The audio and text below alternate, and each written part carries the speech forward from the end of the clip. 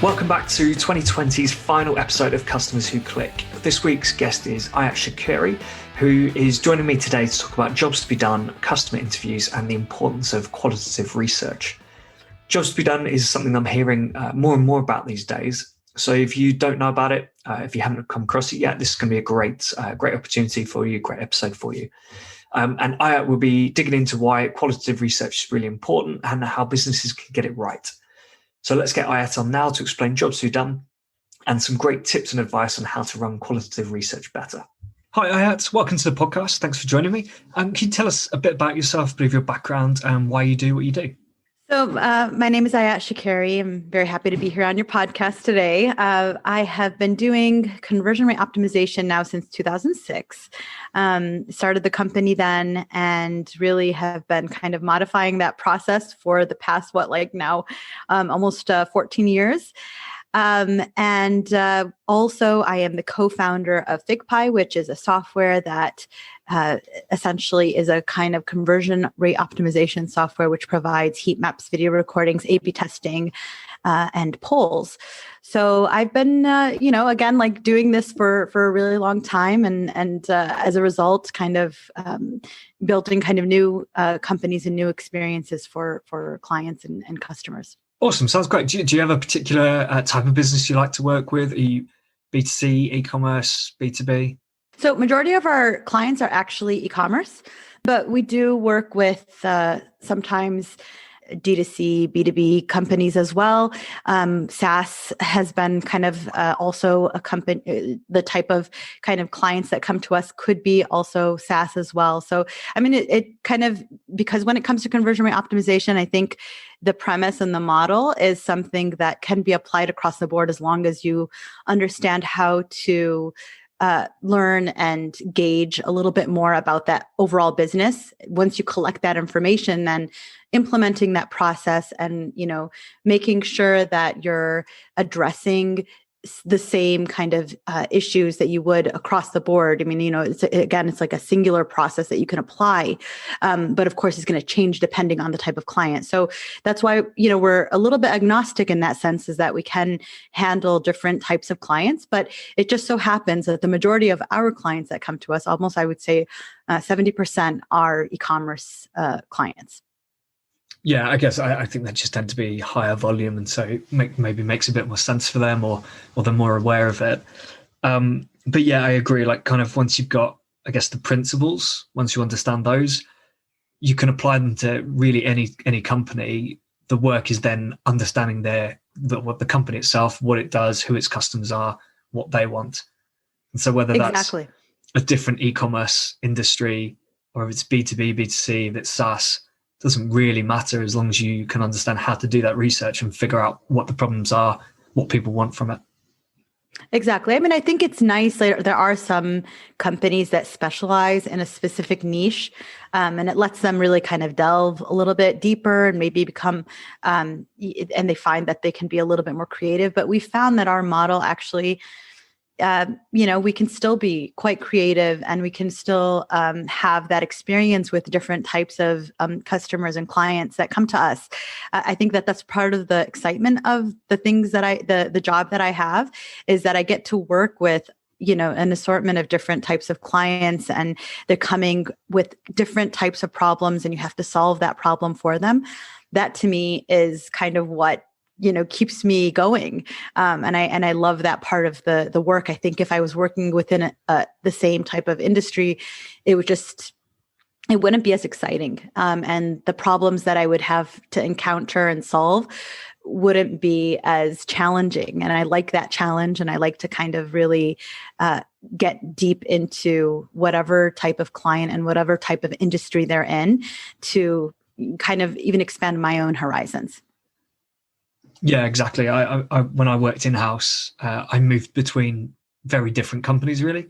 They were all B2C, but just very, very different propositions. And I think I learned more, and I was able to kind of bring those learnings into those industries as well, rather than just being exposed to the same stuff every day. So you mentioned, obviously, like once the principles are in place, it's just about like really understanding different businesses, their customers and things. So we're kind of here today to talk about jobs to be done and customer interviews. So do you want to tell us, kind of introduce us to jobs to be done and explain kind of what that's all about? Yeah, absolutely. So just to kind of give you a background, one thing that I mentioned kind of at the beginning is that we always try to modify our process. So, our company in 2006 is so different than it is right now in 2020. And I think just because of the nature also of the industry, of digital marketing in general, is you need to really be kind of up to speed and up to date and always be modifying and figuring out different ways. So I love meeting different types of people that are doing really cool things with their companies and kind of seeing like, well, can I adopt that and bring it into like my own processes and my own company.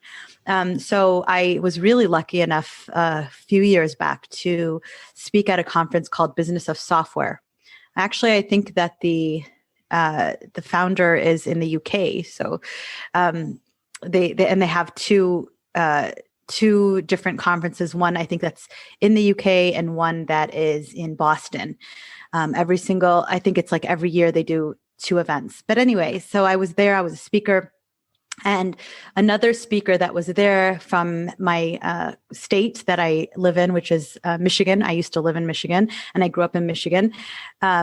He was also there, and he actually is one of those like kind of the founder implementers of, he's not the founder of the theory, or he's not the person that came up with the theory.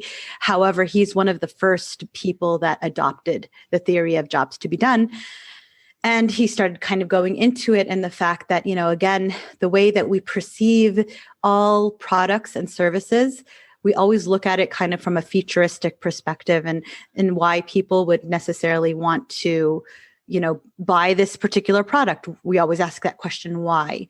But then when jobs to be done is, it's all about understanding, well, what is it that the specific customer, is trying to make in terms of progress, right? And it's always about that progress, that every single product or service that you could possibly purchase, there is a progress that you want to make, and that's why you're buying it. It could be, a physical progress. It could be a psychological progress. It could be whatever it is, but there is nothing that is kind of that impulse purchase. There was always some sort of kind of like a thought process that happened that brought you to the decision of purchasing that particular particular product or service. So what jobs to be done is, it's all about trying to understand, well, what is the job of this particular product or service?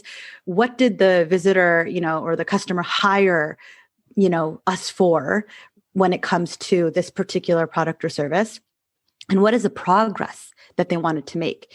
When you can unlock those things from the customer, then the opportunities in terms of innovation and in terms of understanding really that value that the product or service is bringing to the table is unbelievable. And, again, we've been using this theory and with many of our clients, and it's kind of changed the game for us in terms of providing that value and making sure that value is apparent on the website and on that experience overall for the visitor. So that's kind of in a nutshell of what it is. It's, again, understanding that job that particular product or service is doing for the actual customer.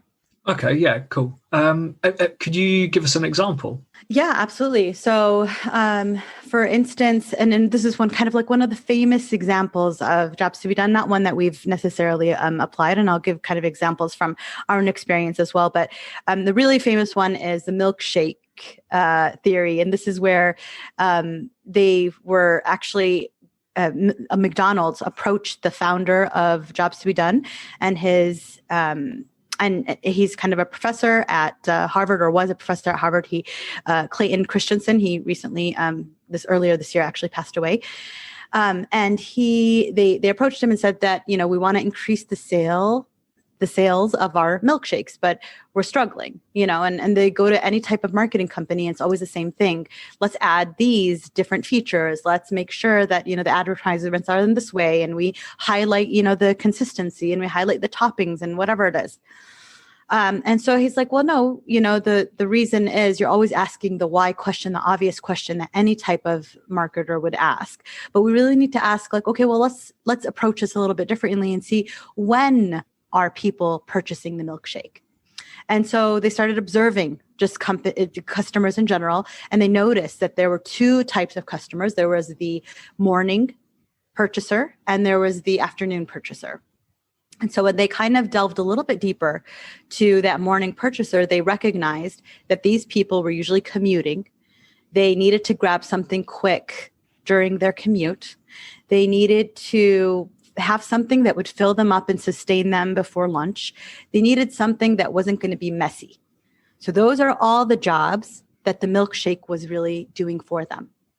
And again, like, when you're thinking about the competitor landscape, it's not about, okay, like Wendy's, whatever milkshake or Burger King's milkshake. No, it's really like, do I pick up a banana or a bagel, or do I get a milkshake? And people were preferring the milkshake also because the commute was long and it took long to drink the milkshake. As you know, it's a little bit thick. So again, it takes a little bit longer. So all of these things were uncovered after they started asking different kind of questions and understanding those jobs and understanding the progress that these visitors wanted to make when it came to that commute. And that kind of changed the game for, McDonald's and the way that they marketed the product. It went into, again, like all of the different marketing aspects of the milkshake. It changed completely how they approached it and what they would say about it and how they would advertise for it and et cetera. So again, that's kind of like one of those primary examples. And the afternoon buyer was the buyer essentially that was a parent that was saying no to their kids all day. And then, kind of felt really bad and wanted to treat them with something, but they wanted it to be, again, not messy. And again, I'm a parent, so I can kind of see the point of view. And then, I guess like somewhat healthy. In this case, I don't really think a milkshake is healthy, but that's how the parents saw the milkshake, that it was a good alternative versus other kind of junk that the kids could possibly consume. Yeah, and so they would go ahead. I guess it's seen as a healthier alternative to like a soda. Exactly. It has milk, it has, whatever. And it's also fun for the kids. It's like kind of like close to ice cream, but not exactly as unhealthy as ice cream.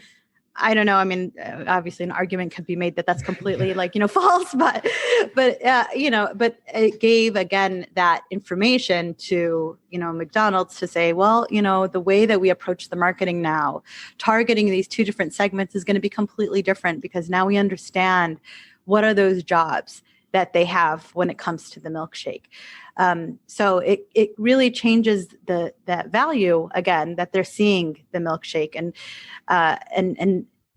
so again, it would inform all of the different marketing initiatives that they would have and the approach.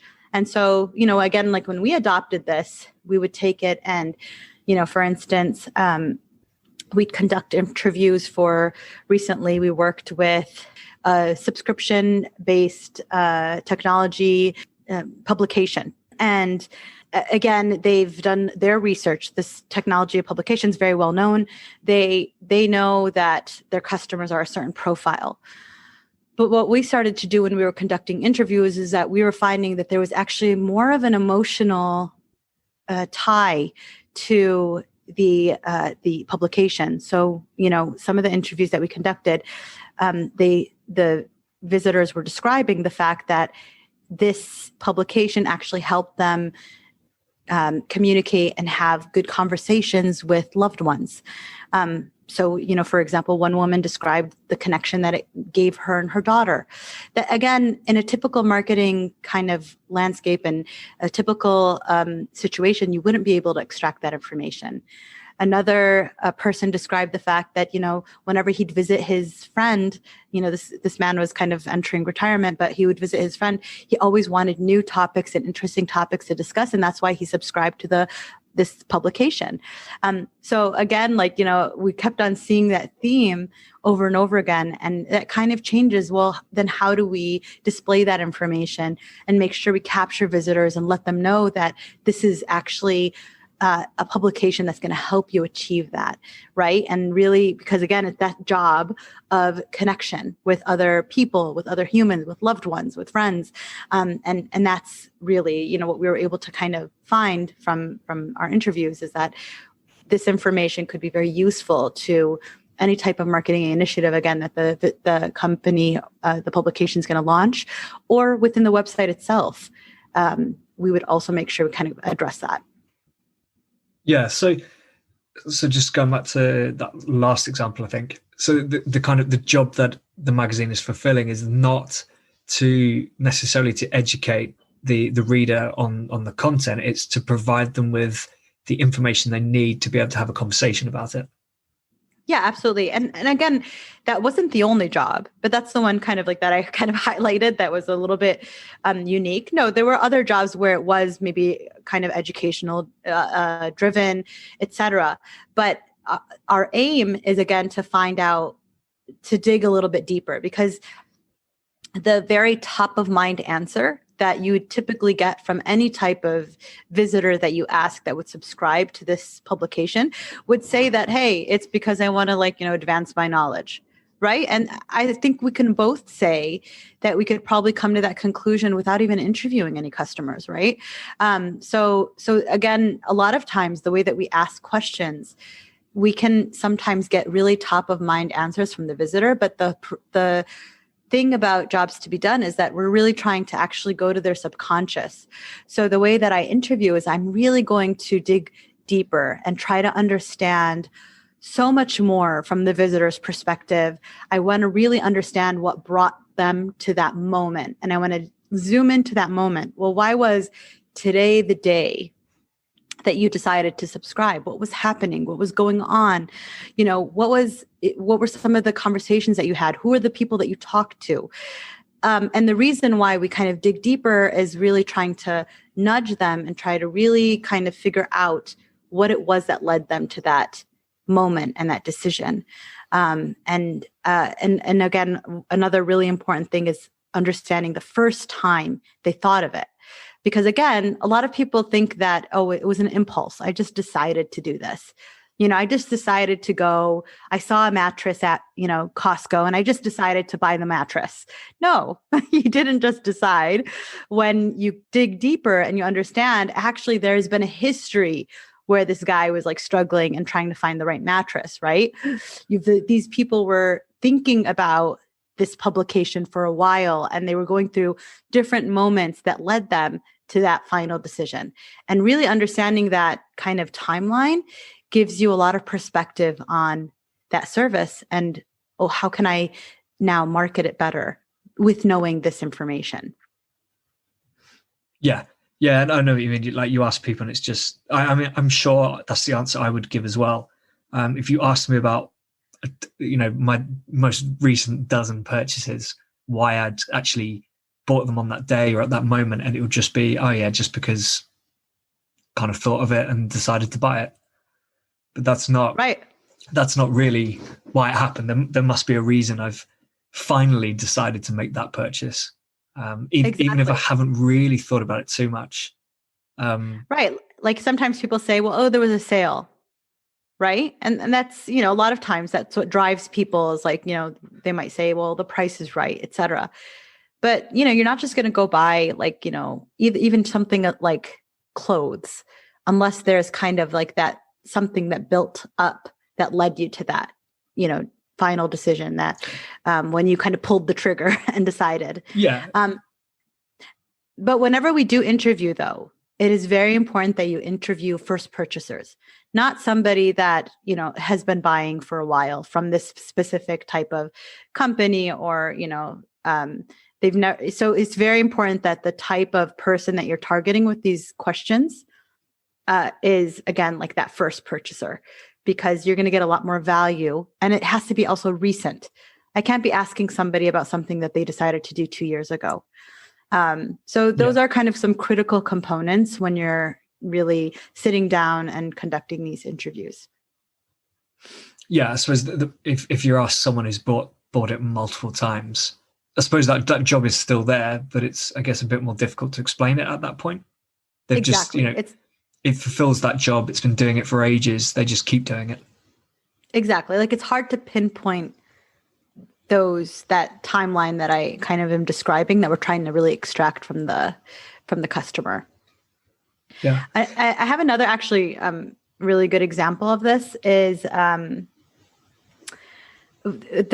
person that I told you that I met at the conference Business of Software. His name is Bob Mesta, and he actually, before he when he was kind of into the jobs to be done theory and was really close to Clayton Christensen, and he was working with a company that did construction, and they were building kind of like these apartments in Detroit, and they were meant to really target people that were trying to downsize, but it would kind of give them really like kind of a comfortable life, like it was a nice apartment, but it was much smaller than what they were looking for. So they're looking for kind of empty nesters, people that were maybe like, recently widowed or something like that.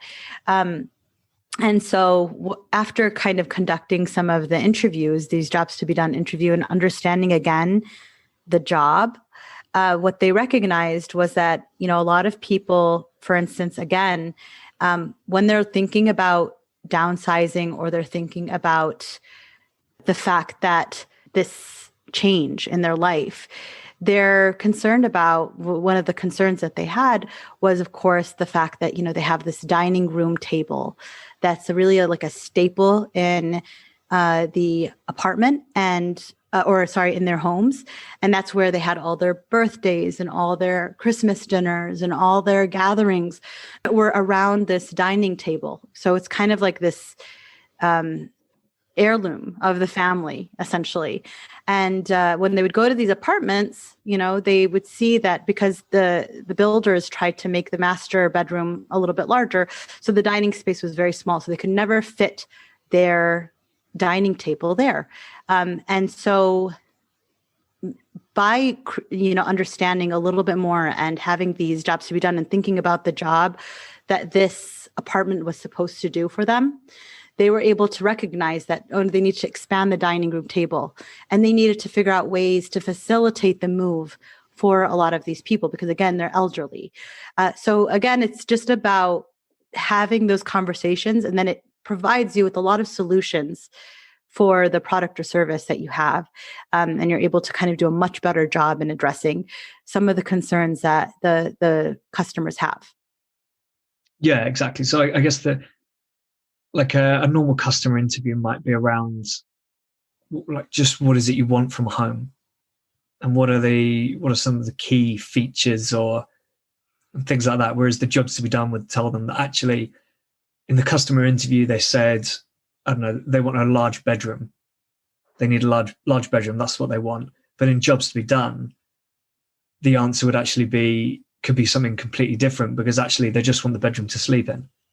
And therefore to sleep in, you don't need that big a bedroom. Yeah, would that be absolutely. right? Or have I completely just made No, something up? Absolutely. And again, there's so many things that it would inform, but yes, like a customer interview, the questions typically, and we used to conduct customer interviews all the time, way before jobs to be done. But we would conduct them like a typical way. We'd ask the customer what they like, what they didn't like about the product or service, et cetera. So what you're getting again is that top of mind answer. But when I'm conducting a jobs to be done interview, I'm asking them, when did you buy this? When was the first time that you thought of, this particular thing? Who was involved in the process? What was going on in your life? And we're kind of really trying to dig deeper into questions that they might find are irrelevant to the actual, like the actual product or service. But, from our perspective, we're saying those things and we're asking those things so we can understand that timeline. We can understand the progress that they wanted to make, and we can bridge that gap. Yeah. So would it does it kind of use a little bit like the five, I think it's the 5 whys. I think that it's used in tech a lot. You kind of ask a question, and then when they give the answer, you ask why, and then they'll answer that and you ask why again. And you do that kind of 5 times, or it might be as many times as it takes, but I think it's generally around 5 times to get to the actual reason why they did something in a certain way. Yeah, I mean, it could be similar, but I mean, what I found doing this now for a few years is that really crafting the questions is also very critical because uh, people tend to really answer with kind of like yes or no if they can get away with it, or like one liners that give you kind of no kind of detail. So you have to really force the conversation and make them talk about things that again might be unrelated. Like we had a customer that sells dancing videos online. And so when we were interviewing, customers, this one interview in particular kind of sticks to mind. Again, they were answering kind of the questions as they go along. And then at the end, they mentioned how they had a son that was ill in another state, and how they would go visit the son, and how the couple that was hosting them were like very much in love, and they would always kind of be dancing together. So that was a trigger, and that when they saw the ad for the dancing video, their mind went back to that. But again, we had to dig a lot, and we had to get that information from them. And to see that, again, like it's something that connection, and seeing that couple, and, again, like, the fact that they took care of their son, but, they seemed like they had such a great relationship and they were dancing. That's what stuck with them. That's what resonated. And that's kind of really what brought them then when they saw the ad to make the decision. Again, when you first talked to them, they were like, oh, like we saw the ad and we just decided to do it. No, there was so much more. Or I saw the ad and Valentine's Day was coming up and I decided to get this for my wife. But when you kind of dig deeper, you're able to kind of get so much more information from the visitor, from the customers. Yeah. There's always that, like for example, the Valentine's Day gift, there would still be a, like, why this particular gift? Right. And then if that person can answer that, it's, well, why does she want that? Like, why? Yeah. I guess I'm still going down the route of those whys, but yeah, I kind of see, you're digging into that reason. It's like with the price, like the sale that you mentioned earlier, the fact that it's on sale is not the reason they bought the product. It's the reason they bought it at that moment. Right. Or it's one of the reasons they bought it at that moment. But if that was really the answer, then it means you could put a sale tag on anything and put it in front of them and say, well, there you go. This is on sale. Buy it. Well, that's not going to happen because that's not really the reason. Yeah, absolutely. What's some of the big mistakes you see with people approaching qualitative research, so customer research, and I guess jobs to be done? I think it kind of goes back to, again, maybe some people in general trying to just get quick kind of wins and quick answers from customers.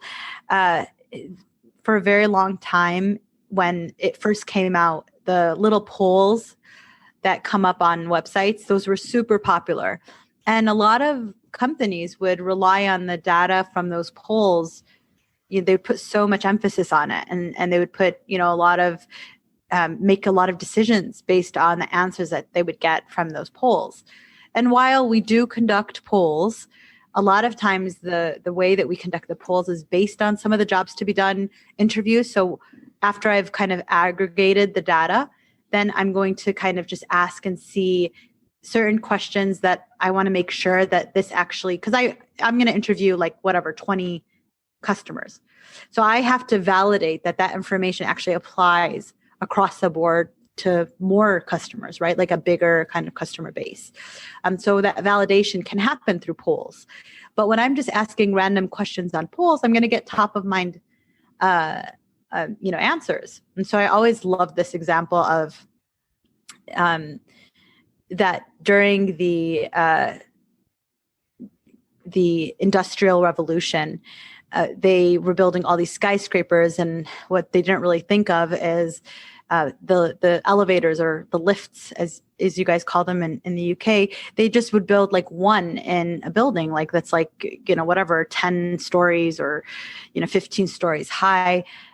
So it was becoming really difficult for people, and people were complaining a lot that they would go into these elevators and they would feel squished and they would feel like, they couldn't breathe, and it was extremely difficult for them.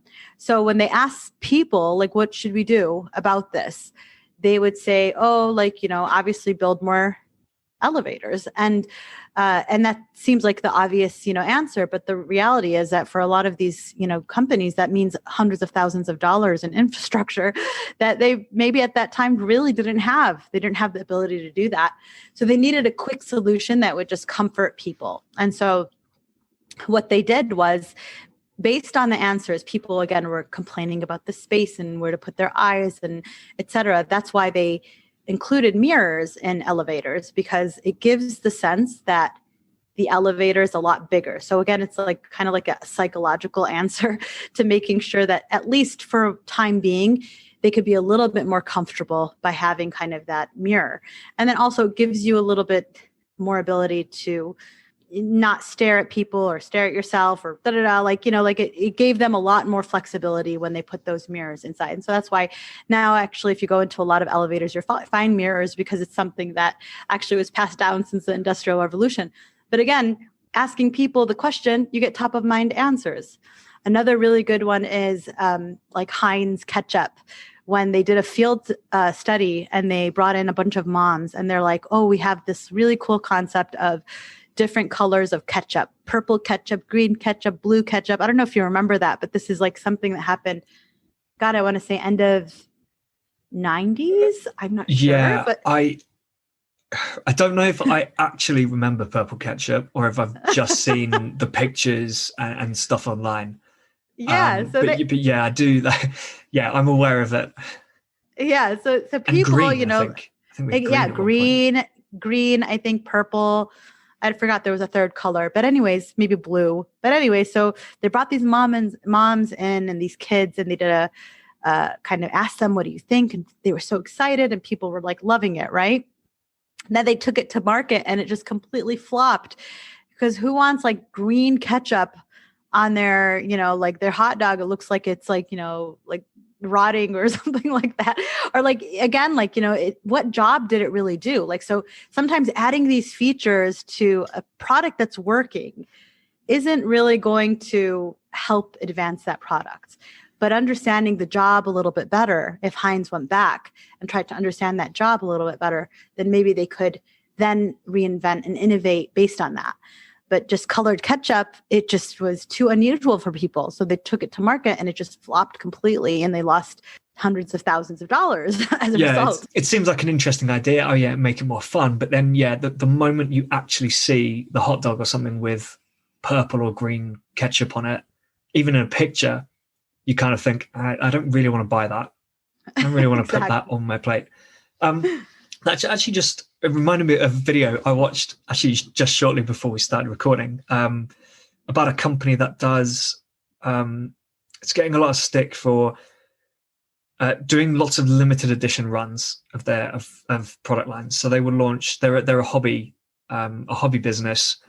They will launch a lot of these kind of specialist games where they'll do, I don't know, let's say 50,000 units of that product, and then that's it. Once it's sold out, it's sold out.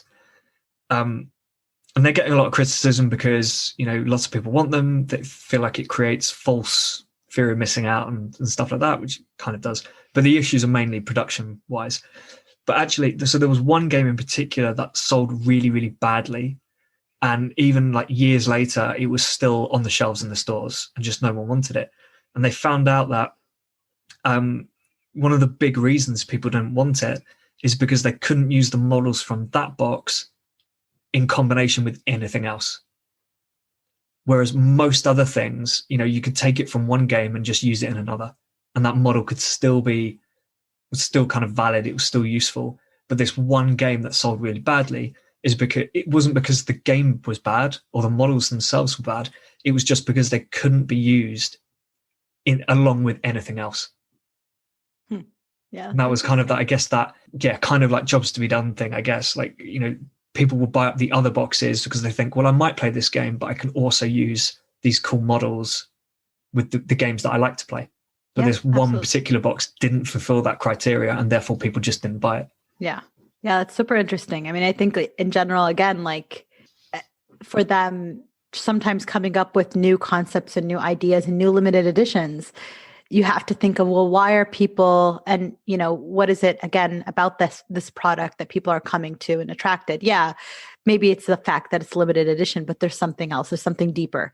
So I think that that's kind of where they had to go back and say, well, and probably they did and figured out, but after it was too late, they already produced this particular product that people just didn't like to buy. Yeah, exactly. And it probably means they'll just, well, yeah, it should just mean they never go back to that game again, because it just doesn't really work. It just doesn't fit in with the stuff they do. Do you see any kind of trends coming up in the way businesses use qualitative feedback and research and jobs to be done? Yeah, I mean, I think definitely more companies, and I think you see it just because it's becoming so much more difficult to market your specific product or service. So I think a lot of companies now are doubling down on qualitative research more than they used to. And now some companies, for example, there's in UX, there's something called design thinking. And I think really a lot of these theories, whether it's jobs to be done or design thinking, they really are in line. So there could be multiple things that people can do that can really kind of push them forward and get them forward to, again, that point of innovation. And I think that that's the whole point of jobs to be done is how do I have this product that, again, people are making progress with. I understand that progress, but based on what I understand from that progress, how can I now innovate and really like become even better? And it's good to see that a lot of companies are following this approach, and they're trying to gauge and understand a little bit more from customers, and they're adapting and adopting these different theories to make sure that they're going to be able to compete at a different level when it comes to, again, innovating within their industry, marketing, and grabbing kind of the attention of the consumer. So I do see that there's a positive trend in the sense that people are becoming a lot more aware, and they're trying to implement some of these strategies within their company. But I think we still have a long way to go, in the sense that, sometimes when I talked about jobs to be done at conferences, there are only a couple people that have heard about it, and they don't necessarily implement something like that within their organizations. A lot of times companies might not even try to contact their customers and even just talk to them and have conversations with them. So there's still work to be done, but I do see that there is like a greater trend in trying to adapt these, and that's kind of very positive to see that. Well, finally, again, we always talk about customer first and thinking about the customer, but finally we're actually implementing it and putting our money where our mouth is. Yeah, absolutely. I think I at least hear of it a lot more in startups. People realizing the value of actually speaking to their customers, particularly early customers, to find out, it's, it might be kind of an MVP product even. And they will ask, speak to those first customers. Why did they sign up? What did they think about the product? What value are they getting out of it? But I feel that does get a bit lost in bigger companies. And I don't know why. I don't know if it's just because no one has responsibility for it, or no one takes responsibility for it, and it kind of falls through the gaps.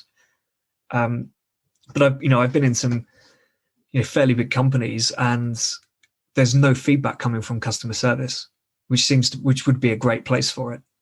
Right. Finding out why people are actually contacting the company, what complaints they have, what issues they have, what questions they have, and how can those pieces of information be, fed back into, an optimization team or the web team to make the website better, to deal with those problems before they happen.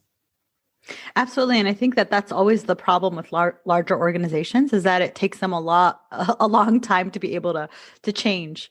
right? They're really set in their ways. They've been doing this, for so long. They're comfortable in the sense that they're, like making, money, and they're not seeing kind of like that need to change and innovate. Although it could really take their product or service to to a much higher level. And smaller companies are more nimble. They're able to like kind of adapt and change and add different kind of processes into whatever they already do.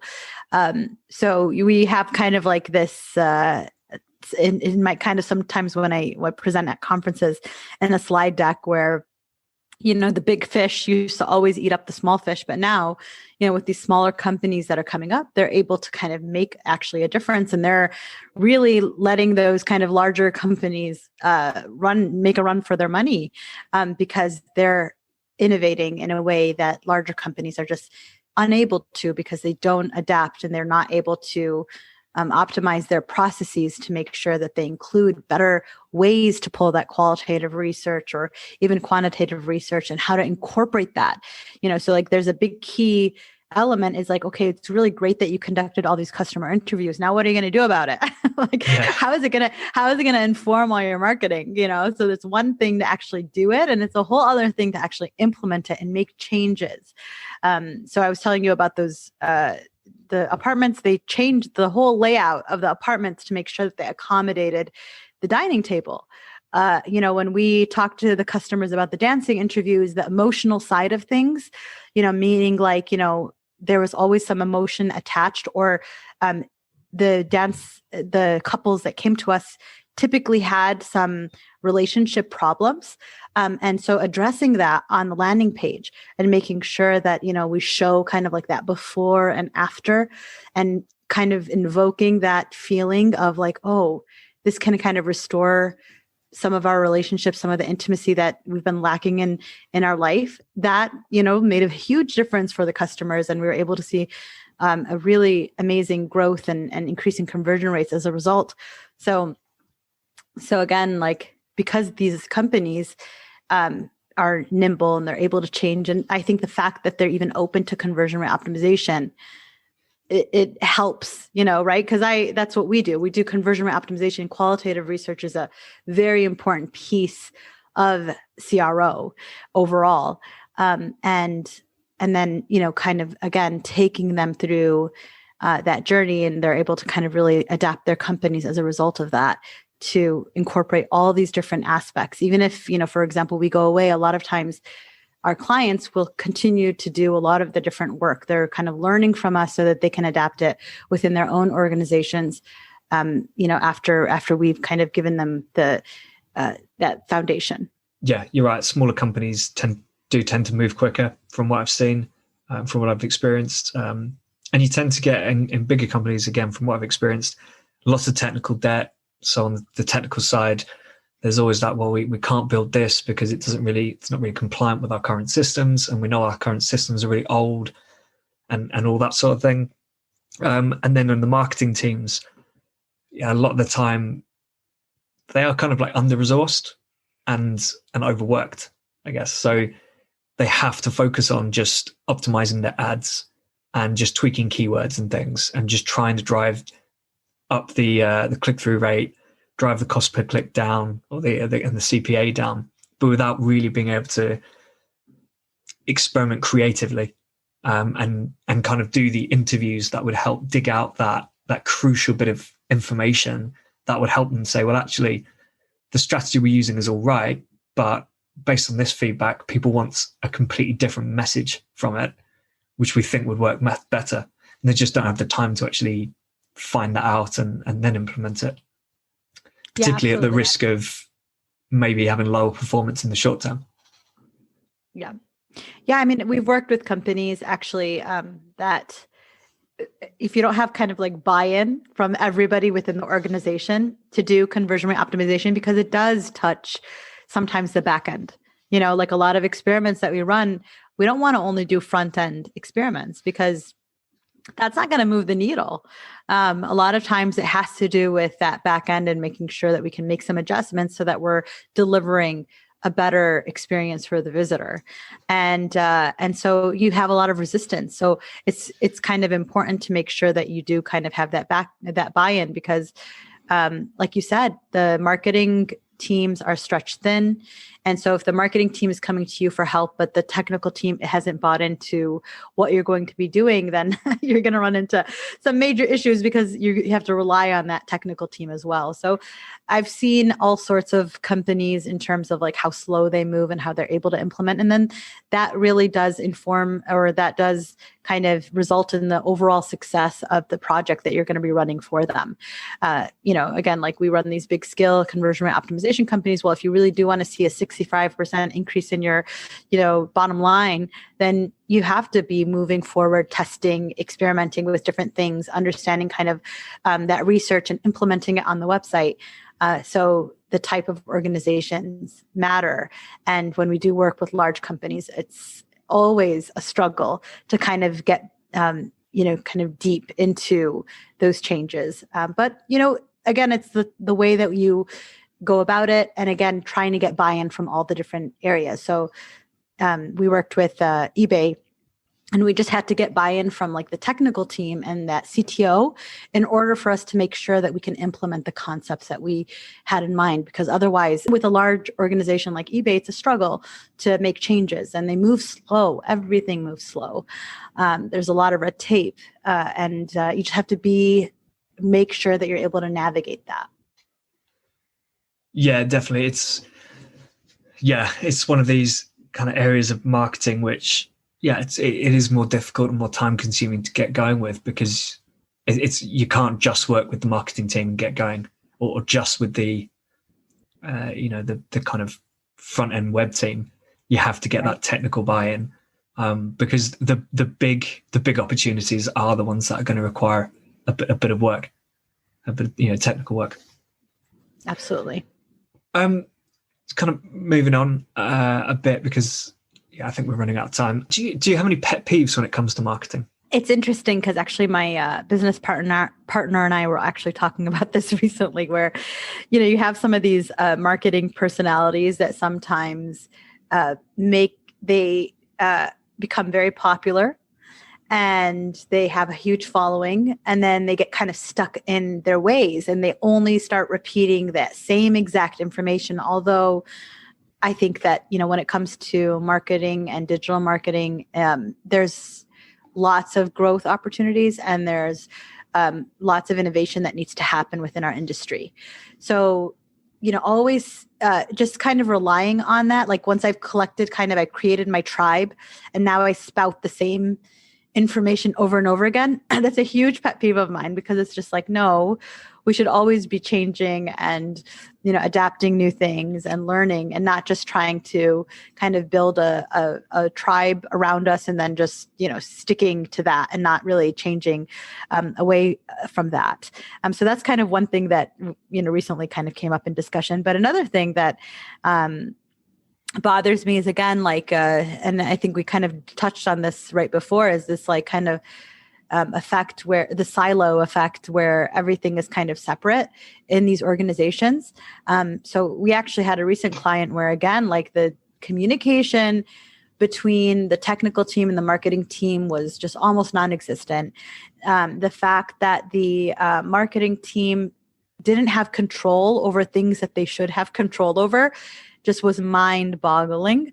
And so it's, again, that causes these organizations to completely, shut down when an outside consultant comes in and says, hey, what's going on here? You come in and you're trying to kind of really address the situation. But it's helpful, because I think it gets these organizations to kind of rethink that structure and making sure that there is that communication. But I think that that's also a pet peeve, is till now, you still see this. I mean, this is something that we've been talking about for, God, I want to say 2 decades, that, there has to be kind of this communication, and everybody has to be on the same page, and They're not separate entities. And a lot of these organizations are built in a way where they're just completely separate, and there's very little communication between them. So those are kind of some of the pet peeves that I have. Yeah, I'm very, very familiar with that second one. yeah, just and part of it's what I mentioned earlier about resources and targets and things that make it almost just make it difficult to unsilo, because people just don't have time to do it. And if you don't understand the value of another department to yours, that again just causes a blocker to anyone even bothering to try to unsilo. So I think there are kind of company structure issues around that, but also, just kind of overworking people and getting them too focused on what their immediate role is, which means that they don't have the time or ability to be creative and look at, take that wider view on things. Yeah, absolutely. So I think, again, like it goes back to also the type of structure that you have in place. And sometimes when things are working in a certain way and people find, well, like we're hitting the revenue numbers, whatnot, it's more difficult for these companies to kind of be like, oh no, we really need to rethink and change. Yeah, exactly. And just finally, do you think there's a particular area of marketing which is underrated at the moment? I think that, I don't know if I would say that it's underrated per se, but I certainly do think that, again, and I go back to kind of just qualitative research, and the way to collect that information is often something that I feel like is very straightforward, yet little reliance on it. So I don't know that companies necessarily underrate it, but they just don't know how to go about doing it, or they go about it wrong. So I think that that's kind of one area that I wish to see more people kind of engage in and find correct ways to collect that information, because it could be really a game changer for a lot of organizations. Let me think if I have any other underrated. I think that sometimes, and this could be a little bit controversial, is that sometimes some companies like to do everything in-house. And, of course, coming from the consultant, right? This is like kind of terrible, but I really do think that it really impacts a company negatively. Trying to do all the marketing in-house, and again, stretching the team thin and not having the influx of new ideas can be very detrimental. And growing out all of those things within the organization is just going to be more expensive. And sometimes if you don't have the expertise, it could kind of lead to more disastrous results. So that's why I believe that even within my own organization, there are some things that we outsource, and we find that we have a lot more value in doing that. And we're able to see, again, perspectives that we may have not considered if we tried to do it in-house. And that gives us the ability to really hone in on what we do very well.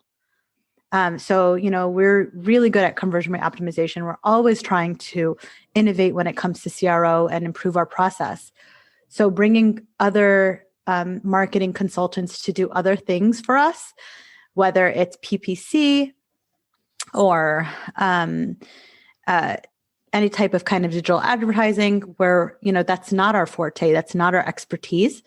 It's just very useful. And I think that it's underrated when it comes to a lot of companies. They try to do, let's just bring it in-house. Let's just bring it in-house. And I could see the perspective of in-house from a financial perspective, but it doesn't always work that way. And again, I think you lose, again, that third-party perspective that can really change the way that you look at things. Yeah, no, I think that's right. I was actually, talking to someone about this the other day.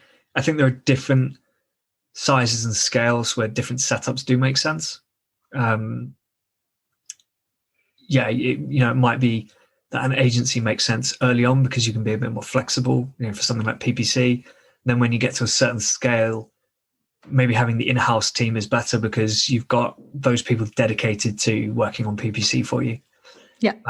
But I think I do see, particularly with consultants, a lot of consultants, especially like in the companies that I've worked in, when we've brought in consultants, it's because something's going wrong. and we need that expertise to come in and help fix it. And it's not been great, things are going well. Let's get someone in to see what we've missed or what the next opportunity might be or whatever. It's always, hang on a minute, things aren't going right. Let's quickly bring someone in to help us fix it. Yeah. So like a company's already in disaster mode. let's see what the consultant can do. I agree 100%. I think like being proactive about it when you're doing well, again, and it's about like just taking your company to that next level and getting a different perspective could really change your company altogether. Yeah, absolutely. And if you want to, it doesn't even have to be that long a relationship. So financially wise, it doesn't have to cost you like hundreds of thousands of pounds of dollars.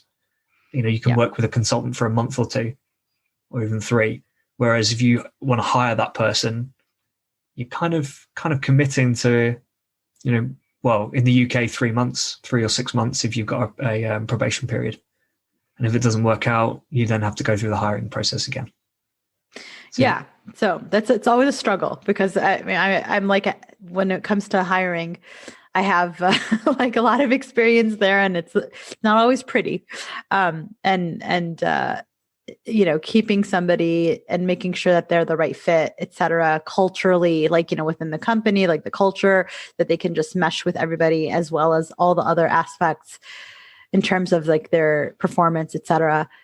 It's a struggle. It's not easy. And, you're always looking for certain qualities when you're hiring that honestly, it's really hard to figure them out, when you're doing interviews, because you get just kind of like that really good first impression that people try to put on. So yeah, I think that's why I think just consulting in general could be very, very helpful for companies. And I think, like you said, project basis, we've had multiple, clients do that where they kind of test the waters to begin with, maybe for a 3-month engagement. And they see, especially if there's no experimentation that's happening on their website altogether. So again, like I think it's very plausible to do something like that, especially when it comes to digital marketing. You can kind of plug in and plug out fairly quickly. Yeah, exactly. Yeah. Cool. This has been really great stuff, really interesting. And I hope a lot more people, or I hope people who listen to this go check out Jobs to Be Done. If people want to find out more from you or get in touch, what's the best way of doing that? So I definitely recommend that people go visit my LinkedIn profile. I'm definitely very active on LinkedIn, and I answer questions and requests for people to connect with me, et cetera. You can contact me via email if you have any questions. Ayat at Invesp, INV as in Victor, ESP as in Paul.com. My first name is AYAT, and I'm sure you'll include that in the notes. Yep. And if you'd like to learn more about FigPie, we do offer kind of a 14-day trial. And that's, again, that tool that provides the heat maps, video recording, and A/B testing. I know that those tools typically could be very expensive. And our tool, because it was an in-house tool that we just use with our clients, that we've just recently made it kind of more available to the general public. So it's priced fairly,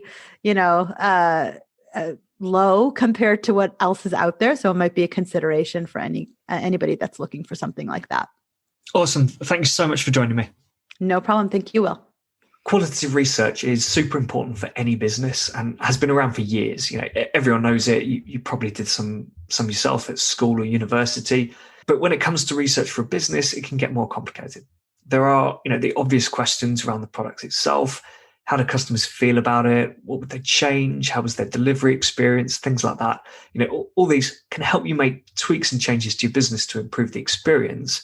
But Jobs to Be Done gives you that deeper insight and understanding, as it helps explain what was going on in someone's head when they decided to go ahead with the purchase. If you ask someone why they purchased today, you'll get answers like, "Oh, I saw it was on sale," or "I was just browsing and decided to buy it." But these are really vague answers that don't really tell you anything. The sale was actually just a trigger and a motivator to finally make that decision to purchase. But deeper down, there is a job that the product does for the customer. And it's not just explained by the features of the product alone. You don't just buy it because you need a jacket to keep you dry or warm. there is some sort of deeper reason why you've decided to buy that jacket at that time.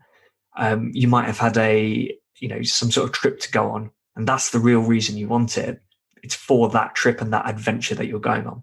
You've got to be digging deeper and deeper, ask why again and again, and eventually you'll find the real reason people are buying from you.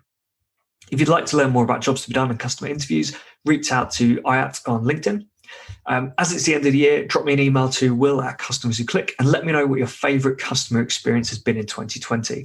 Whether it's an advertisement, messaging on a website, customer service experience, anything like that, I'd love to hear from you. When we reconvene in the new year, I'll be joined by Sarah Kristen of Molio, who we heard from their founder a few episodes ago. And we'll be talking about how brands can be using data alongside the creative side of the business to really optimize their marketing and understand what messages are really appealing to the audience. But until then, keep those customers clicking.